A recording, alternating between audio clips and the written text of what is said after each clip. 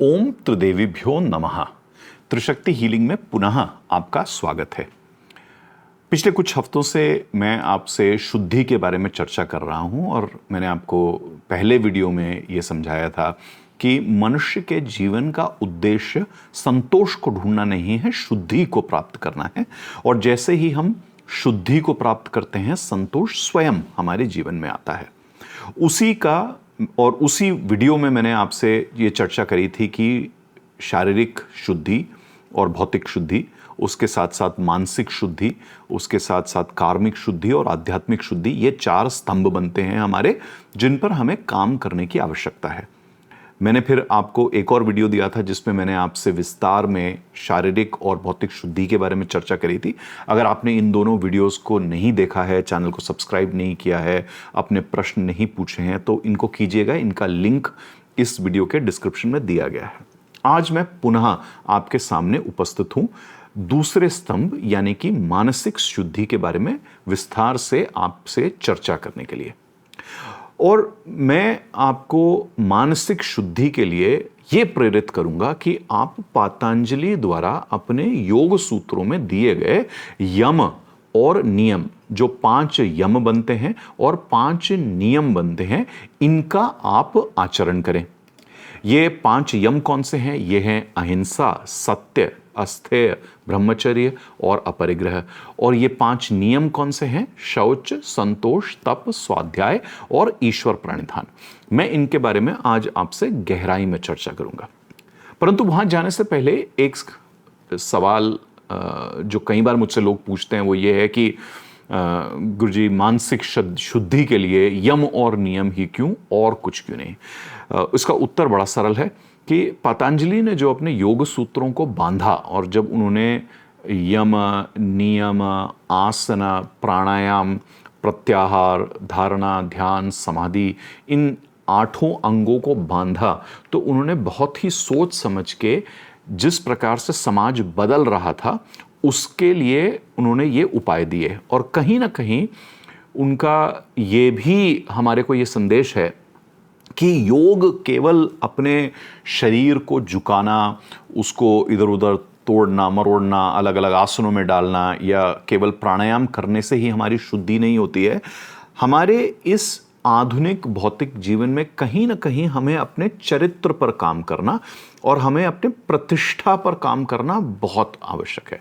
अब छोटे बच्चों के लिए या जब हम अपने जीवन काल में दूसरों के संरक्षण में होते हैं, अपने माँ बाप के संरक्षण में होते हैं, अपने अध्यापकों के संरक्षण में होते हैं, ये काम कई बार हमारे लिए आसान होता है। पर जैसे जैसे हम अपने जीवन पे अपने पैरों पर खड़े होते हैं, हम अपने ऊपर निर्भर होते हैं, हम अपना घर गृहस्थी चलाते हैं, अपना व्यवसाय चलाते हैं, वहाँ हमारे लिए हमारी प्रतिष्ठा और हमारा चरित्र बहुत ही ज़रूरी हो जाता है, क्योंकि इन्हीं की वजह से वो सभी चीज़ें हमारे जीवन में होती हैं जो परिणाम हमें मिलते हैं। ठीक है, तो इस पे हम थोड़ा सा गौर देंगे और इस पे गहराई से अब हम इस पे चर्चा करेंगे। तो वापस आकर के ये समझते हैं कि यम और नियम जब हम इनका पालन करते हैं, सबसे पहले तो यम से हमारे जो भी बाहरी स्वभाव है, जो बाह्यांग में हम इस विश्व के साथ, इस अपने आसपास के जुड़े हुए अपने लोगों के साथ, अपने परिवार के साथ,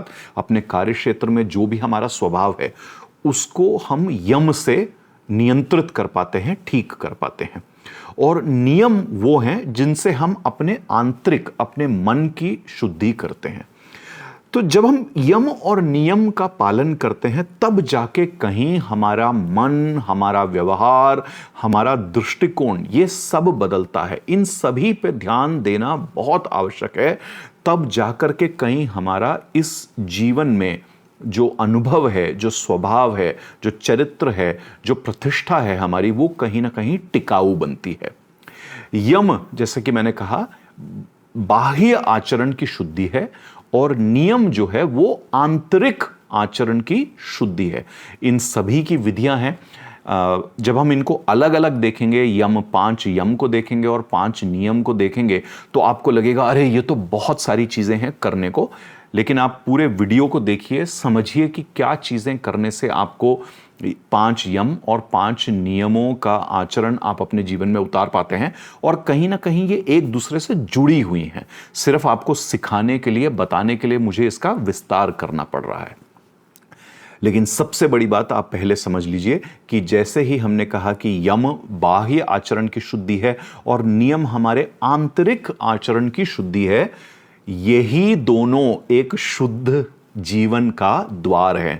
क्योंकि कहीं ना कहीं, जैसे मैंने आपको पहले वीडियो में समझाया, जो 4 स्तंभ हैं, शारीरिक और भौतिक शुद्धि, मानसिक शुद्धि, कार्य शुद्धि और आध्यात्मिक शुद्धि, और दूसरे वीडियो में जब मैंने आपसे बात करी थी कि आप भौतिक शुद्धि और शारीरिक शुद्धि कैसे कर सकते हैं, उसके साथ साथ मन की शुद्धि बहुत आवश्यक है। जो हमारी शारीरिक और भौतिक शुद्धि है और मन की शुद्धि है, ये साथ साथ चलते हैं, क्योंकि मन का कहीं ना कहीं पूरी तरीके से अपने शरीर पर प्रभाव है और शरीर का पूरी तरह कहीं ना कहीं हमारे मन पर प्रभाव है।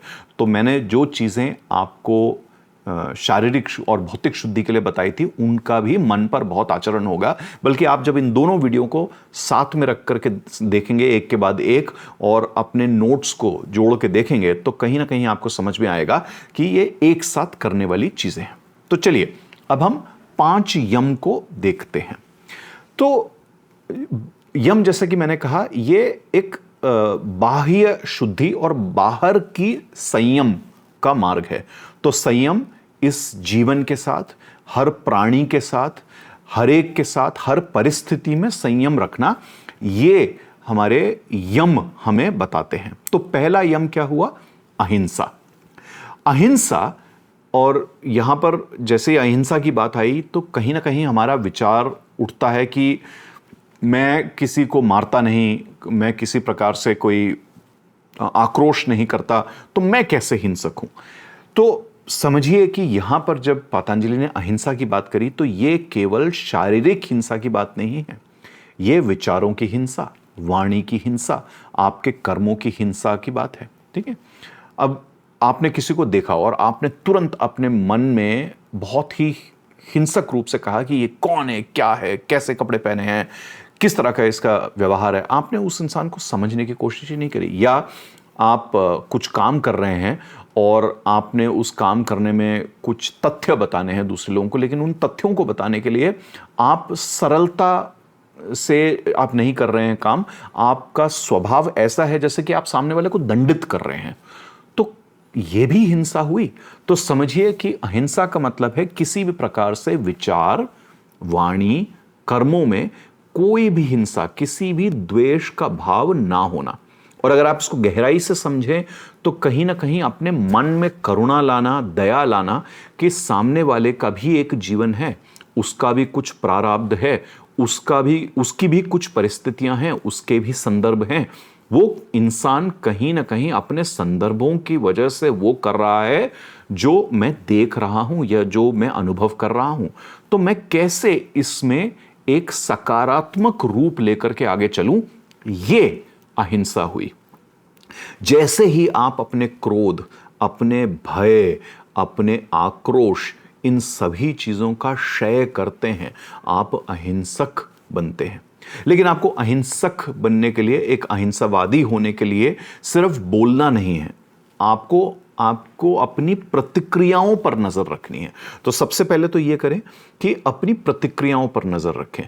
क्यों? क्योंकि जो भी हमारे विचार हैं वो किसी प्रतिक्रिया की वजह से, जो भी हमारी वाणी है, जो हम शब्दों का चयन करते हैं वो भी किसी प्रतिक्रिया की वजह से, जो हम कर्म करते हैं ये भी एक प्रतिक्रिया है।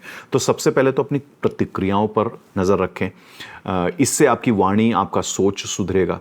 जब भी आप कुछ बोलें, चाहे वो तथ्य हो या कोई सत्य हो, आप उसको कोमलता से बोलें और प्रतिदिन किसी न किसी के प्रति आप एक दयालु स्वभाव, एक दयालु कर्म करें, ताकि आपको इस चीज की आदत लगे कि आप करुणावान रहें हर परिस्थिति में। यहां पर अहिंसा आपके जीवन में बैठ जाएगी। अब ये अहिंसा जैसे ही आपके जीवन में बैठनी शुरू हुई, आपके लिए बहुत सरल हो जाएगा दूसरा यम, सत्य। और यहां पर सत्य क्या है? सत्य यहां पर है अपने विचार, अपने वचनों, वाणी और अपने कर्मों को अपने अपने जीवन के साथ एक रूप रखना, जो भी आपके जीवन के संदर्भ हैं, जो भी आपके जीवन की सच्चाई है उसके साथ एक रूप रखना। किसी भी प्रकार के कोई झूठ को ना बोलना, कोई मनगढ़ंत जीवन ना जीना, किसी भी प्रकार का कोई प्रपंच ना करना, ये सभी चीजें सत्य है। और प्रपंच हम केवल दूसरों की तरफ नहीं करते, प्रपंच कई बार हम अपने लिए भी कर देते हैं। हम खुद को ही समझा लेते हैं कि सत्य क्या है, क्या होना चाहिए, किस प्रकार का क्या हमारी महत्वाकांक्षा है, उसके अनुरूप जीवन क्या होना चाहिए, ये सभी प्रपंच हैं। तो ना आपका कोई आत्म प्रपंच हो, ना आपका किसी दूसरे के प्रति किसी प्रकार का कोई प्रपंच हो, और आपके विचार, आपके वचन, आपके कर्म सभी कुछ जो वास्तविकता है उसके साथ एक रूप हो, ये सत्य है। और इस सत्य का अनुभव करते हुए दूसरों को इस सत्य का अनुभव कराने के लिए आप जब भी चेष्टा करें, तो पहले आप अपने आप से ये पूछें कि आपके भीतर किसी प्रकार का कोई झूठ तो नहीं, किसी प्रकार का कोई दिखावा तो नहीं, और उन झूठ, उन दिखावों का कारण क्या है, क्योंकि उनका निदान बहुत आवश्यक है। आप एक क्षण में आप सत्य बोल तो लेंगे, लेकिन अगर आपके अंदर झूठ बसा है, अगर आपके अंदर दिखावा बसा है, तो आप उस सत्य से हटने ही वाले हैं। तो सबसे पहले तो अपने अंदर के झूठ और अपने अंदर के दिखावे को पूरी तरह से ठीक करें। अब इसमें चाहे आपको एक गुरु, किसी आचार्य या किसी दोस्त या किसी किताब या कुछ सीखने की आवश्यकता पड़े, करिए उसको, लेकिन अपने अंदर के झूठ और दिखावे को खत्म कीजिए, वरना सत्य नहीं आएगा आपके जीवन में। दूसरी चीज, आप सत्य को अगर पहचानते हैं, उस सत्य को बोलने से पहले एक तो पूछिए कि वो दूसरे के लिए हितकारी है कि नहीं, और अगर हितकारी है तो उसको सरलता से, सौम्यता से बोलें, कठोरता से नहीं। और जब भी आप सत्य बोलें, ये भी पूछें कि क्या ये सत्य आवश्यक है इस परिस्थिति में। इस सत्य से, जैसे मैंने कहा कि किसी का हित होगा क्या ये शुभ होगा, इस परिस्थिति के लिए शुभ होगा, क्या इससे शुभ ऊर्जा का निर्माण होगा। अन्यथा अगर वो सत्य एक हथियार की तरह आप प्रयोग करेंगे, अगर उस सत्य का आप किसी तरीके से दुरुपयोग करेंगे, तो कहीं ना कहीं आप अहिंसा से हटने वाले हैं, जो आपका पहला स्तंभ है यम का। तो हमेशा याद रखें, अहिंसा और सत्य को साथ में आपको लेके चलना है। तो ये दो हुए आपके पहले स्तंभ यम के। ऐसे ही आता है आपका तीसरा स्तंभ, जो है अस्थेय, और अस्थेय का मतलब है चोरी ना करना। और यहां पर वापस एक सीधा सरल मतलब तो ये निकलता है कि आप किसी भी प्रकार का कोई साजो सामान किसी का ना चुराएं, पर यहां पर अर्थ ये भी बनता है कि आप न सिर्फ कोई वस्तु, बल्कि किसी का श्रेय, किसी का श्रम, किसी का समय, किसी की ऊर्जा, किसी की प्रतिष्ठा, इनमें से किसी भी चीज की चोरी ना करें। क्योंकि आज के आधुनिक जीवन में वस्तु की चोरी तो बहुत कम लोग करते हैं, पर दूसरों का श्रेय ले जाते हैं, कई बार दूसरों का आप समय खा जाते हैं, आप दूसरों की ऊर्जा आप हड़प लेते हैं। इन सभी चीजों से आपको दूर रहना है, आपको सकारात्मक रहना है, आपको यह समझना है कि किसी भी प्रकार का लोभ तो होना ही नहीं चाहिए, पर किसी भी प्रकार की असुरक्षा, किसी भी प्रकार की ईर्ष्या, इन सभी चीजों से भी आपको बचना है। तब जाके कहीं आप अस्थेय का पालन कर पाएंगे। तो क्योंकि हमारे आज का जो आधुनिक जीवन है ये बहुत ही व्यस्त है, तो मैं कहूँगा अस्थेय के लिए सबसे पहले आप समय पर काम पूरा करें, दूसरों का समय कभी भी ना खराब करें या चुराएं, कभी भी दूसरों की सफलता में आप ईर्ष्या ना करें, क्योंकि जैसे ही आप ईर्ष्या करेंगे वैसे ही आप कुछ ना कुछ प्रपंच रचेंगे उस इंसान के खिलाफ। तो इसको बिल्कुल ना करें, क्योंकि वापस जैसे ही आपने कोई प्रपंच किया, अस्थेय तो आपने छोड़ा ही छोड़ा, वापस आप हिंसक होंगे, वापस आप सत्य का साथ छोड़ेंगे।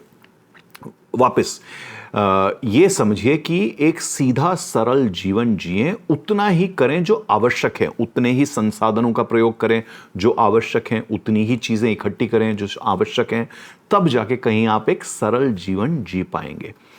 वापस जब आप अस्थेय से जीवन जीते हैं, कहीं ना कहीं आपके अंदर संतोष की उत्पत्ति होती है, और जब हम नियमों की बात करेंगे तो वहां पर संतोष की बात आएगी।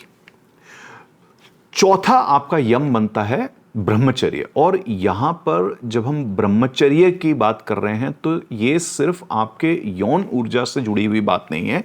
यहां पर बात आती है आपकी पूरी ऊर्जा की, जो आपकी समस्त, जो आपका ऊर्जा मंडल है, जो आपका सूक्ष्म शरीर है, उस पूरे ऊर्जा को समझना और उस ऊर्जा का समन्वय करना, उसको संयम से अपने जीवन में उसका प्रयोग करना। किसी भी प्रकार से आप समझें कि आपके ऊर्जा का दमन नहीं होना चाहिए। इसके लिए आपको अपनी इंद्रियां, अपनी शक्तियों को संतुलित रखना पड़ेगा, उनको एक दिशा देनी पड़ेगी और अपनी ऊर्जा का इस प्रकार से रूपांतर करना पड़ेगा कि आप जो भी करें आप सकारात्मक रहें। तो सबसे बड़ी चीज है ब्रह्मचर्य के लिए सकारात्मक रहना जीवन में।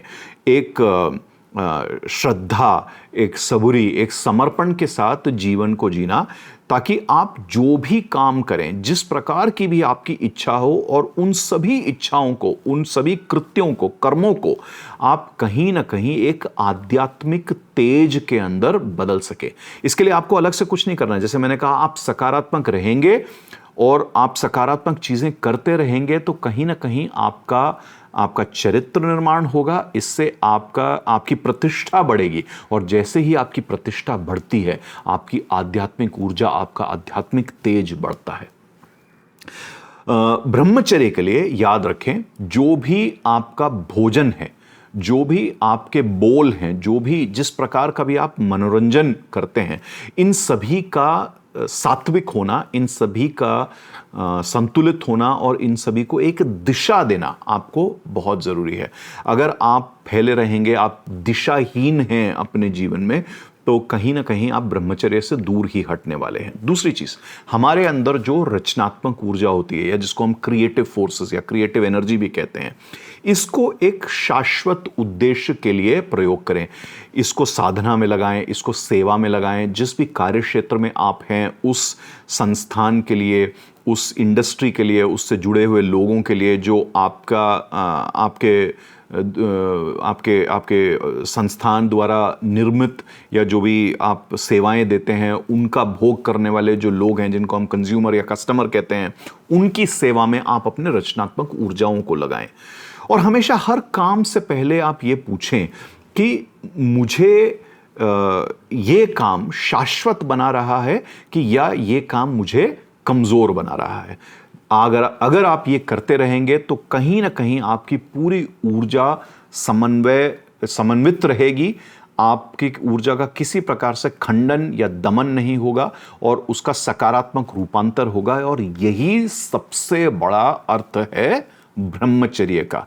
इसके अंदर कहीं ना कहीं अपनी यौन ऊर्जा को बचाने की बात भी आती है, और वो एक बहुत ही छोटी सी चीज है, जो कि अगर आप गृहस्थ हैं तो उसका एक अलग गहरा मतलब होता है। पर यहां पर आप पूरी तरह से, जो मैंने आपको समझाया, उसको समझे कि पूरी तरह से अपनी ऊर्जा का समन्वय और उसको संयम से प्रयोग करना, यह ब्रह्मचर्य बनता है एक गृहस्थ के लिए। अब आखिरी यम जो है वो है अपरिग्रह। और अपरिग्रह का मतलब है कि किसी भी प्रकार की कोई अधिकता ना करें। आप बहुत ज्यादा चीजों के पीछे ना भागें। वस्तु, लोग, भावनाएं, इन सभी को आवश्यकता के अनुसार आप देखें और आवश्यकता के अनुसार इनसे जुड़े रहें। जुड़ना जरूरी है चीजों से। कुछ ना कुछ हल्का फुल्का लगाव होना चाहिए, पर अगर ये लगाव अधिक हो गया, अगर ये बहुत ज्यादा नियंत्रण से बाहर चला गया, तो आपको भय और असुरक्षा होने वाली है। और उस भय और असुरक्षा से आप कहीं ना कहीं हिंसक होंगे, आप सत्य के मार्ग से हटेंगे, आप अस्थेय से हटेंगे, आप ब्रह्मचर्य से हटेंगे और पूरा जीवन आपका असंतुलित होने वाला है। तो वस्तुओं और लोगों और भावनाओं से भी आप कोई भी अनावश्यक लगाव ना रखें। इसको नियंत्रित करने के लिए आपको दान, त्याग, इन सभी चीजों की आदत डालनी पड़ेगी।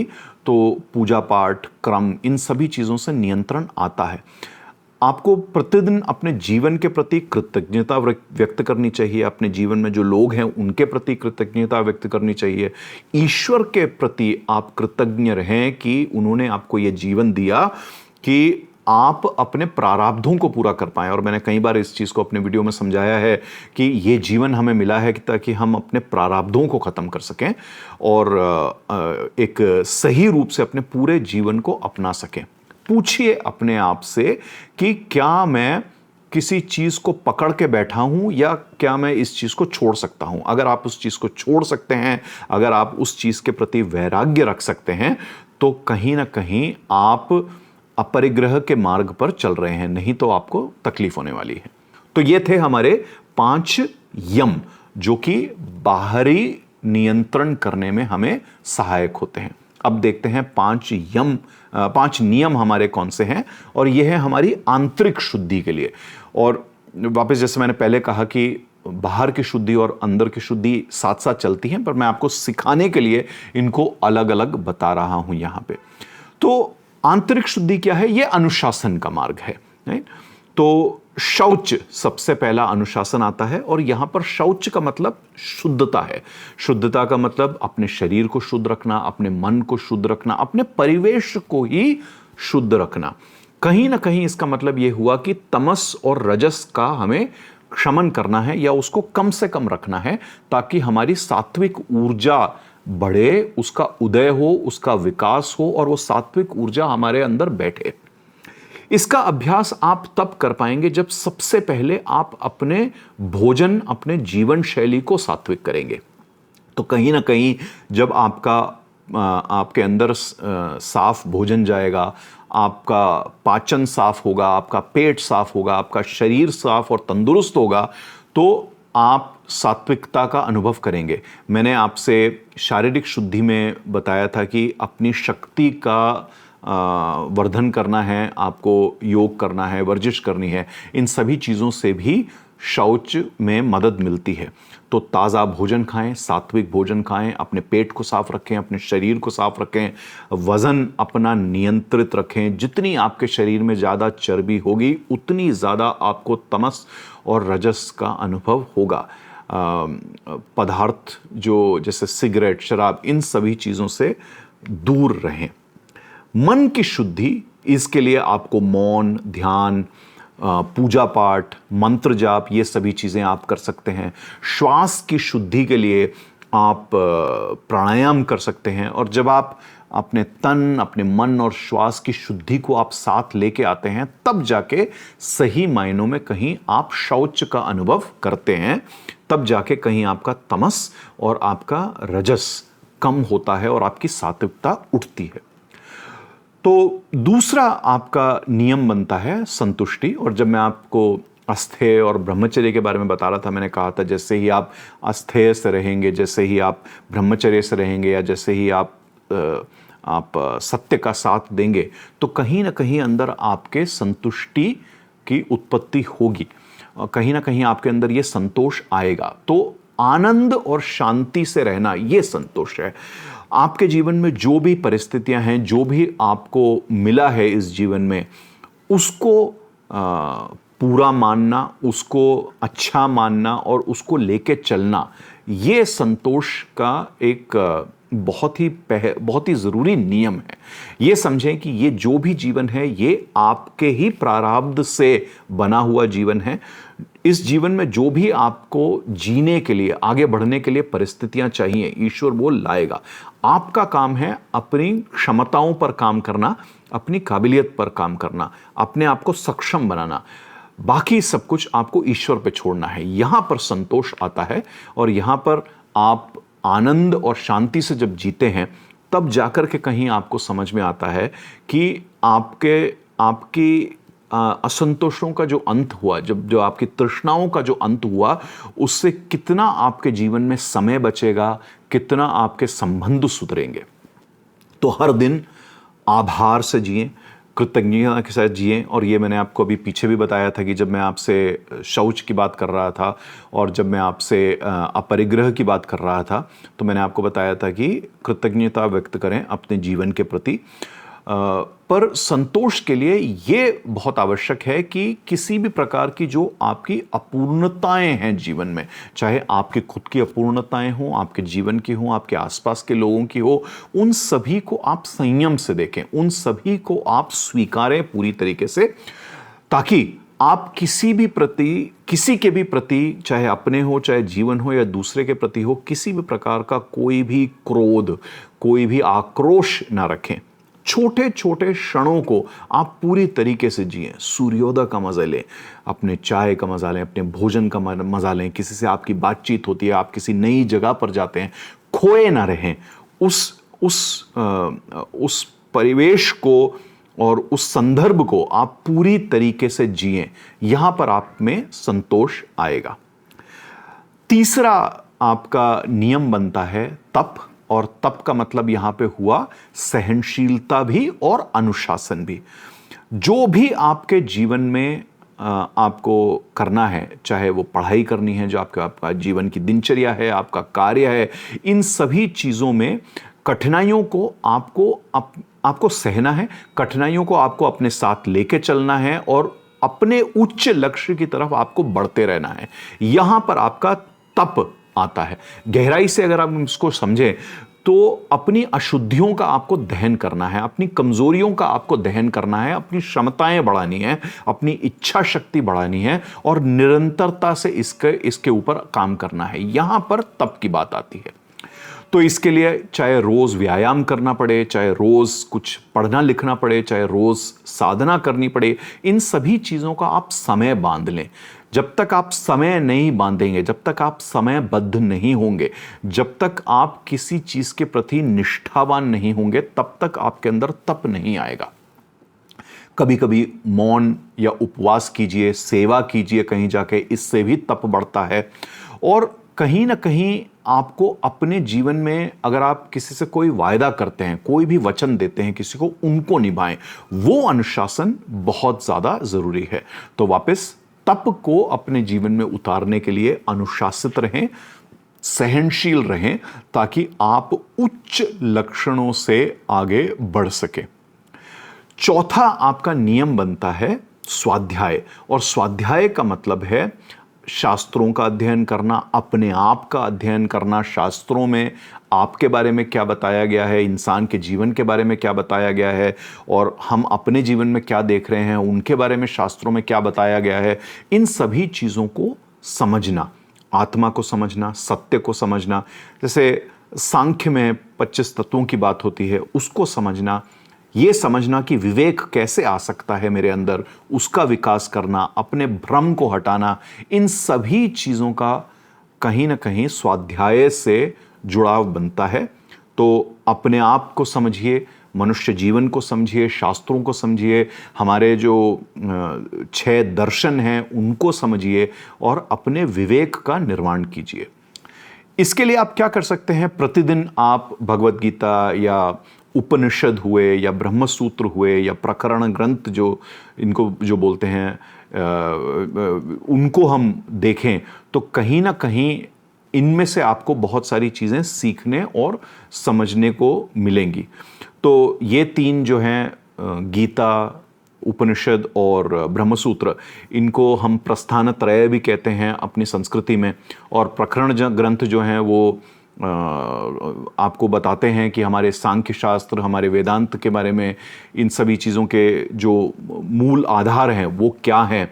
तो मेरा तो ये मानना है कि हमारे कई सारे ऐसे आचार्य हुए हैं जिन्होंने बहुत काम किया है इस पे। माधवाचार्य हैं, रामानुजाचार्य हैं या शंकराचार्य हैं, इन लोगों ने बहुत अच्छी अच्छी चीज़ें लिखी हैं।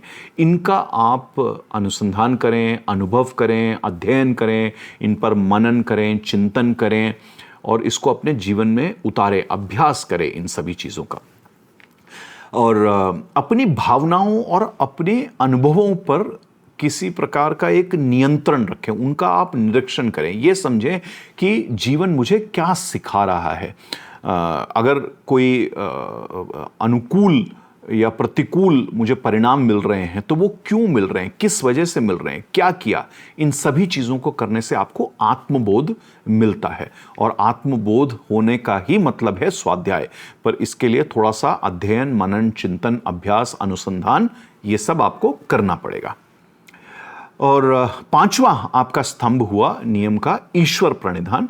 और यहां पर है ईश्वर के प्रति समर्पित होना। जो भी आपके इष्ट गुरु हैं, कुल गुरु हैं, ग्राम देवता हैं, या जिसको भी आप चाहते हैं, या जो भी आपके गुरु हैं जिन्होंने आपको चीजें सिखाई है, उनके प्रति समर्पित रहना, अपने कर्म करना और फल को ईश्वर के ऊपर छोड़ देना। जैसे श्री कृष्ण कहते हैं कर्मण्येवाधिकारस्ते, सिर्फ कर्म पर ही हमारा अधिकार है। उस कर्म को करते हुए अपने जीवन को, अपने फलों को ईश्वर पर समर्पित कर देना।